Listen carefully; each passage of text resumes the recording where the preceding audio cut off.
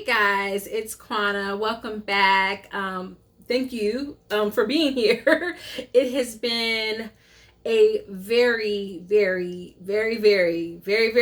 long time since I have been in this chair in front of this camera.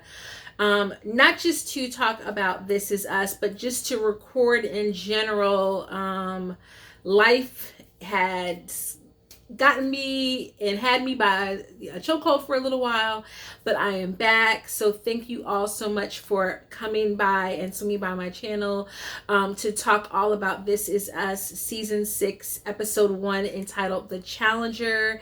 I was looking back at my review of the season 5 finale, which was on May 26th, and I was like, wow, we literally have, it's been 7 months since, or full like 6 months, 7 months since we have been here with This Is Us in our lives, and now all we have is 18 episodes to count down until the end. What a amazing run and everything else, and so hopefully, fingers crossed, we will end the show on a high note. But thank you so much again for coming by. Do me a favor, if you have not had an opportunity to do so, click the subscribe button down here below, and please feel free to come back and join me as we discuss every episode from this season, all 18. Hopefully we won't get too much burnt out, because that's going to be a back-to-back run. But I'm so excited. I did not do a rewatch, and for those of you who've been here before, you know I typically would do a rewatch prior to the new season. I did not do that this time, guys. We've been slammed with Encanto in my house. We've watched Encanto like 14 times. Spider-Man, just all of the other things, and so I did not get a chance to rewatch the last few seasons.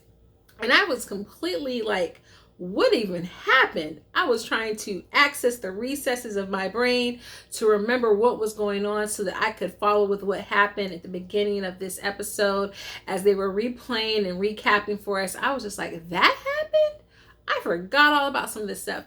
So I'm going to hopefully catch you guys up, explain some things in case you've missed out on some things. If you are like one of my good friends and you haven't had the opportunity to get caught up with season 5 yet, yes, I am going to spoil season 5 and season 6. So if you want to wait and come back, certainly you may. But I always say this is just one of those shows where you can jump right back in it, and it's like an old friend. It's like catching up with old times, and you just fall right back into place. So feel free to stick around and watch the video. I'm going to try to keep it as short and sweet as I possibly can. But we had a lot of storylines on tonight's episode, so just bear with me. If you are here for the first time, I do not go in order for the episode. It is not that kind of recap. I do recap the major plot points and storylines for each of the major characters, but I'm also going to be very heavily giving my thoughts and my feelings about what direction from a writing standpoint I think the show is going to go, hopefully to help prepare all of us for the conclusion of this show. Hopefully you've had a chance to catch up, but let's just go ahead and get started with talking about The Challenger, season 6, episode 1. So as This Is Us tradition, we are here on the Triplets' birthday. Now, those of us who watch the show know that the Triplets' birthday is actually kind of like in September, or at least it has been in the legacy of the show. And so, if I'm not mistaken, what I think they're going to attempt to do from these 18 episodes is play it out and stretch it out so that it actually runs over the course of a year and not just over this very brief, short 6-month stint. So because of this, we're getting these episodes as though it's the fall instead of midwinter or beginning of winter, or depending on if you're in the South like me, summer, because we don't know what's going on with the weather here. And so we're here, the Triplets' 41st birthday, but it actually opens up with a flashback to when they were about 6 years old. 6 or 7 years old, and it is the morning of the Challenger space shuttle launching. Jack and Rebecca are getting the kids all excited. They're all excited. They're going to go to school and they're going to watch the Challenger. And Rebecca's got Tang, and so it's got all those nostalgia feels when you mention Tang, and it's like, oh, I remember drinking Tang in the 80s. Yeah, that was a thing that we did. And wanting to be like the spacemen and astronauts and things like that. I was a little too young to remember the Challenger when it happened, but because this was our major crisis moment that we kind of encountered as a nation, I remember a lot of the shows during my childhood talking about the Challenger and doing echoes to the Challenger. Those of you who grew up watching Punky Brewster, you remember they had the Challenger episode on Punky Brewster. And those of you in my generation who remember a Nickelodeon show called Space Cases will remember that the spaceship and the voice on the spaceship was named Krista, after Krista McAfee, who was the teacher who tragically died in the space shuttle launching of the Challenger. So that's where we are in our flashback, and it goes straight into, and it doesn't really make it clear until you see the montage. I love this montage that they did to start the episode off with. The montage is based off of the birthday sequences from the very first episode of the show. I thought that was such a great way to announce that this is the final season, to do those callbacks to the first season, but also to start tying up some of the storylines that they presented us with in this show. I thought that was a great way, especially because we get that moment of knowing this is why we're here, because what Kevin says is he's having that threesome with those two models, is it's his birthday and it all went wrong for him on the day of the Challenger. And so we're gonna find out this is when he has had his coming of age, the veil of innocence ripped from him. And it's really been the thing, that the first moment that he has kind of come to terms with the frailty of life, as it were. We don't know that that's what he's talking about back then in season 1, but we get that in this episode. And so really, in that flashback, we're dealing with Jack and Rebecca struggling with how to help the triplets deal with having witnessed this. And obviously all of it has to do with them dealing with death. And that's where we are in this season, going to be dealing with the impending death of Rebecca. We know that that's coming. That's what the major flash forward is been all about, the larger flash forward of her being in her deathbed. So they're prepping the triplets, but they're also prepping us to deal with that. But it was so appropriate because of what we're dealing with in this whole panorama of knowing that, like, all of us have been touched by that in some way, shape, or form. So yeah, I thought that was a great way to bring that in, but not to deal with COVID and to talk about that loss through COVID, but to talk about it through a loss that happened in the past. I thought that was super smart on the part of the writers. So kudos to them for that. Bringing back into our current day story and the triplets celebrating their birthday, we have Kate and Toby. I am just trying to wrap my mind around the fact that Kate and Toby are possibly not going to be a thing, are likely not going to be a thing, are likely going to be witnessing the demise of their union in this season. I don't know where the writers are going with that, y'all. We already have Toby. He's already in San Francisco. It's Kate's birthday. He's not there. He's usually there to make these grand gestures. She's with the kids all by herself, being that mom, and he's away. And you already feel the distance and the strain that this is going to cause on their relationship. It's not going to be good. It's not going to be pretty. Gird your loins, because I think it's going to get really ugly between them. And it's just so heartbreaking because not only are they just such a beautiful couple, Chris Sullivan especially is so good as Toby that you kind of, I'm so nervous about disliking Toby, that I don't know how the writers are really going to pull off breaking apart this union if that's the direction we're going, and not having us despise either Kate or Toby. Like, how do they do that amicably? And I'm really nervous about that, guys, but that is coming. So, okay, let's go ahead. She gets a call from Philip, that guy, and he's like, you got to come to the school. And of course, you know, it's the little kids and they're singing to her, which was cute. It was beautiful. They sang True Colors. We know that that is Kate's song. It was glorious.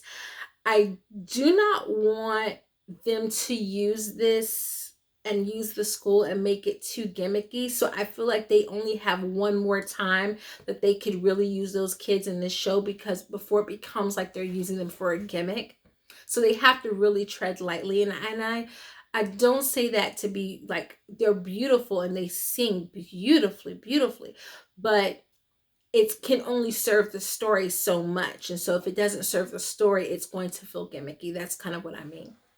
But obviously this is going to be one of the ways in which Kate is kind of won over by Philip, because it's going to be the thing that breaks apart his shell, allows him to show his softer side, and allow them to connect. Toby, though, in good husband fashion, has arranged for a massage for her. So kudos to Toby for that. A lot of guys might not even think to do that much. And he arranges for her mom and Miguel and Nikki to come and get the kids so that she can have a mommy-free afternoon. Again, kudos to him for thinking that through and planning ahead for that.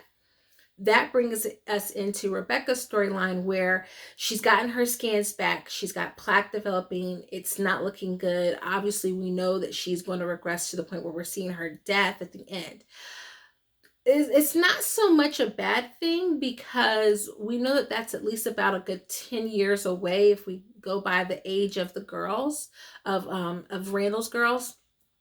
And because that's a little ways away, or at least somewhere between 6 to 7 years away, you got to figure that Rebecca is at least, if Randall's about 50 at that point, then she's in her late 80s. I mean, she's not going out like Betty White, R.I.P. Betty White.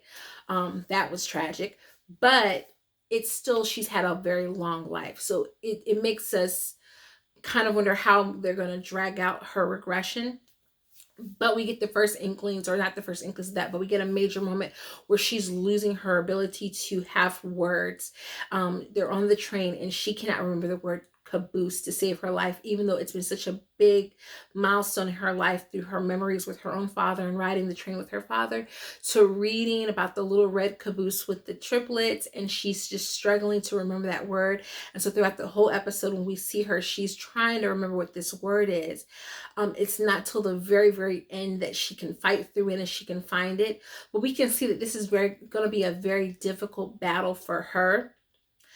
What I'm hoping for Rebecca in this storyline is that we get to see more of her relationship with Miguel, and also some opportunity for John to act as Miguel, because we really haven't gotten a chance to really see him dig deep. Not since the episode where he, Beth, and Toby were at the bar. Like, it's been a little while. But guys, I'm calling it now. This is going to be a very Rebecca heavy season as they fight tooth and nail to try to get Mandy Moore and Emmy. You cannot tell me differently. That is what they're fighting for. They've been fighting for that for a while. Sterling has gotten the Emmy. The show has gotten tons of accolades, ensemble awards, but she has not gotten the Emmy, and she's been up for nomination again and again. And certainly she is one of the stronger actors on the show, but up against some of the more major shows that can get a little grittier, it just hasn't gone there. So we're going to see a whole lot of Mandy this season. Mark my words, we definitely are. So let's go over to Kevin. Y'all, I don't know about y'all, I almost completely forgot everything that happened with Kevin and Madison. I mean, I knew that they didn't get married, but I was like, Okay, there's the twins. Got this big bed. Oh, did they get back together? Like a time jump, which I wouldn't have been mad at, even though I wasn't Team Kevin and Madison. They do have 2 kids, so I'm not going to be ever mad at them for getting together if that's what they decide to do. I just wanted to feel like it was something that they were fighting for and that they really wanted. No, they're not back together. He is living in her garage. Who was smoking what on that day that think that was a good idea? But he goes in the house and they're co-parenting and making it work and everything like that. And I'm just like, okay, hats off to you. Y'all are making it work. We see that this is not a good idea through this episode because he is really struggling. He's struggling to figure out what he wants to do in his career as he gets an invitation to come back and be in a reboot of The Manny, where he will be playing the dad in need of a Manny. I mean, hey, if you're going to do a reboot and you can have the original actor come back, I mean, sure, why not? But I'm not a fan of reboots over in this park, and I don't think either is Kevin. And it is going to be, I think, the thing that either makes him realize that he can be more selective in his roles that he takes in his performances, but also that he perhaps will begin to fade out of acting altogether. We know in the time jump that we got in season 5 that he's going to start a construction company in his dad's name, and that he is going to build that beautiful dream home that his dad originally had designed for Rebecca. So we know that that's coming. We just don't know if Kevin is still acting in some way, shape, or form at some way in time. Now, in terms of his relationship with Madison, it's obvious that he still has some feelings for her. And living in her garage is not helping because they're still playing at being a couple, even though they're not a couple. Well, he is. Madison then got her a little boo-bae with the little nerdy dude from the book club. Now, shout out to my book club people, okay? I am mad at you. But they're sitting there having a nice little time and, kind of almost having like a little date. There's a little moment at the door where, he definitely wanted to get him a little kiss goodbye. And Kevin is definitely not wanting to have any of this, like seeing her move on so quickly, especially because she obviously has said, not only does she not want to get married to Kevin, but just indicated that she doesn't really want to get married. I'm still thinking that through the course of perhaps them having some distance, they will reunite and it will be so good. She's still obviously the twins' mother. So, perhaps that will happen. Or perhaps Kevin will never get married. We don't know. Or perhaps Cassidy will come back and he will connect with Cassidy. We don't know. I don't know what's going on with Kevin and Madison. When you figure it out, you let me know. And then finally we have Randall. I had completely forgotten that the house got broken into, y'all. They were like, I was like, cufflinks, what? All jewelry was missing, what? When did this happen? I forgot. Secondly, Deja, Tess, they showed them girls for like 2 seconds. Tess done grew up. She looked like a whole grown woman now. They gotta hurry up and film what they can because these kids are looking old and Deja is looking older. And I'm just like, she looked like she near Beth's age. They're gonna have to hurry up and film with these kids. But I am excited for next week's episode when we get to see Deja go and visit Malik up in Boston. So they've caught the guy who broke into the house. He had the picture on him, and Randall goes in Randall fashion. He wants to confront the guy, and of course he's brought face to face with this man who is an addict and who was potentially homeless and has mental health issues, and reminds him so much of all of the struggles that both his dads have gone through, and all of these, and his mom, his birth mother, and all these different things. And it, gets to the big old softy that is Randall wanting to fix the world and change the world. And as Rebecca said, be a catcher in the rye. And in a way, this is Randall's addiction. Randall's addiction is wanting to fix people. We know, or at least we believe, that he and Beth are firmly still together at the end of the show. However, it's almost making me kind of second guess, but we had that moment where they were kind of together and it seemed like everything was smooth between them. But I definitely think that this is going to possibly cause some strain for them this season, because I think Randall doesn't have a bottom or like a ceiling for when he's trying to help people. He just dives straight in and he doesn't think about the consequences. So I think we're going to kind of see him really grapple with like wanting to help, wanting to change the world, make a difference, but understanding that there's like, you have to still be there for family and you have to be solid for your family, even as you're trying to give to others. So I perceive that that's going to cause some slight hiccups in him, but I definitely think it makes me believe that when we got that that magazine clipping about a rising star and about Randall from this time jump from last season, or in the flash forward from last season, that it's going to be related to politics, like he's going to be like become a congressman or a senator or something like that. So I definitely think he's going to get more heavily into politics because of the things that he's able to accomplish in this season. They're going to have to do some stuff with Randall, because I don't see Randall's storyline being much more that they can really do for him. He's already had his arc. He's already started the process of healing from his trauma, and he's really so close to being there that I don't really see too many things they can do with him. They're going to have to find a way to have him either backslide a little bit or to go so heavily into helping others that he kind of loses himself a little bit. So that's what we got. Eventually the triplets get back together for the birthday celebration.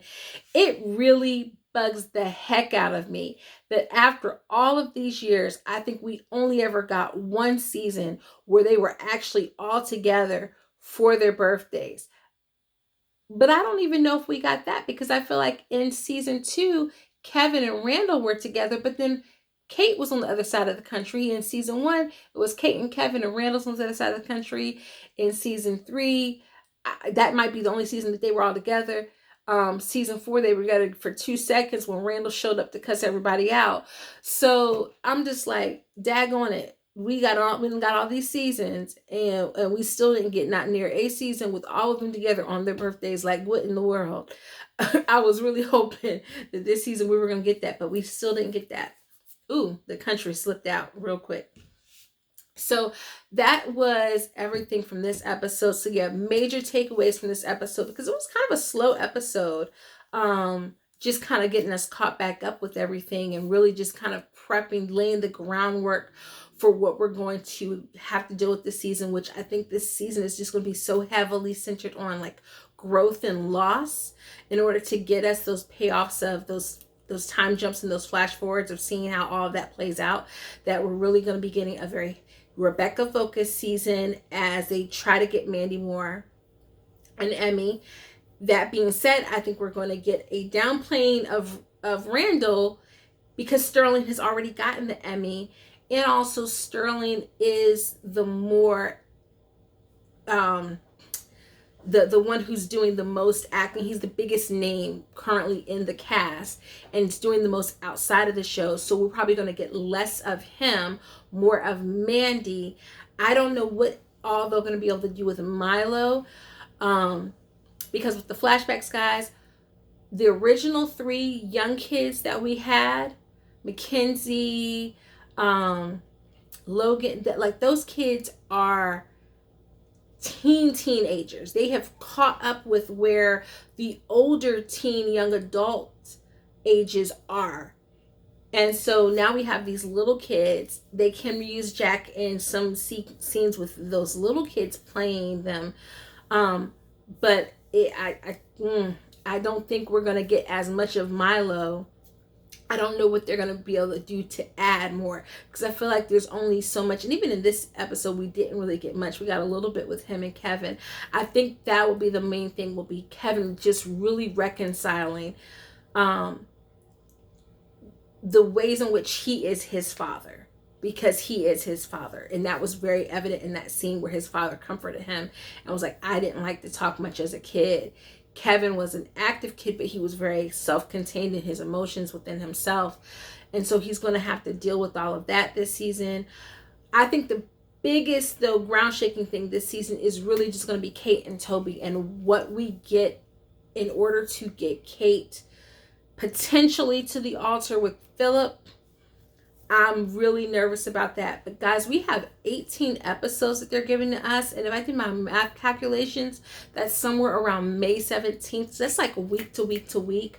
We are just going to be full steam ahead. We've never gotten anything like this without a break. So go ahead right now if you haven't done so. Stock up on your tissue. I anticipate some tears this season. And hopefully some tying up of all of the storylines. What we do need as the faithful viewers, and it's already too late. I think that everything is already in the can, but we need a Beth episode. We need a Toby episode.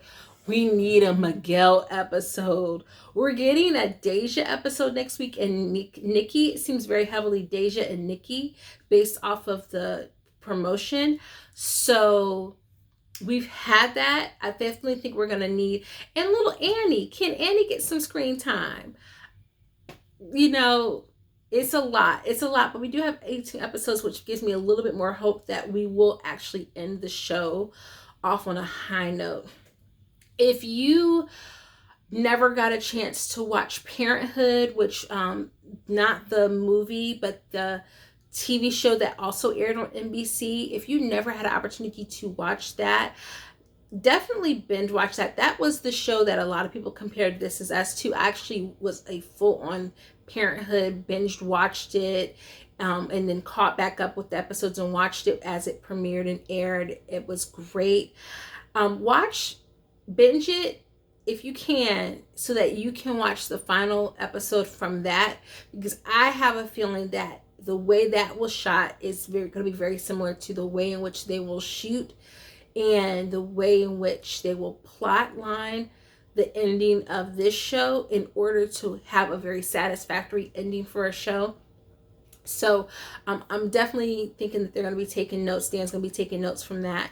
But yeah, that is it for tonight, guys. I'm trying not to make this video too long. But do me a favor, before you leave, please do hit the subscribe button, and I will see you guys next week. Toodles.